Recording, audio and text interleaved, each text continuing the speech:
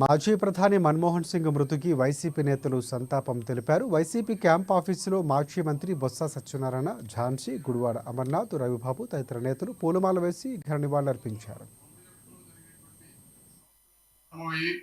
2004లో doctor YS Rajasekhara Reddy గారు ముఖ్యమంత్రిగా ఉన్నప్పుడు బహుశా భారతదేశంలోనే మొట్టమొదటిసారి రైతాంగం మొత్తాన్ని కూడా ఆంధ్రప్రదేశ్ రాష్ట్రంలో ఉచిత విద్యుత్ ఇస్తామని సంస్కరణ తీసుకొచ్చారు. ఆ ప్రతిపాదనని మన్మోహన్ సింగ్ గారి ముందు పెట్టినప్పుడు ఆయన ఒక్కసారి దిగ్భ్రాంతికి గురయ్యారు. ఇది సాధ్యమయ్యేదేనా, ఏం జరుగుతుందన్నటువంటి ఆలోచన ఆ రోజు వారు చేయగలరు. ఆ తర్వాత ఆ సంస్కరణ ద్వారా రాష్ట్ర రైతాంగంలో వచ్చినటువంటి బ్రహ్మాండమైనటువంటి మార్పులు, ప్రొడక్టివిటీ యాక్టివిటీలో వచ్చినటువంటి మార్పులు చూసి డాక్టర్ వైఎస్ రాజశేఖర రెడ్డి గారిని మన్మోహన్ సింగ్ గారు వ్యక్తిగతంగా అభినందించారట.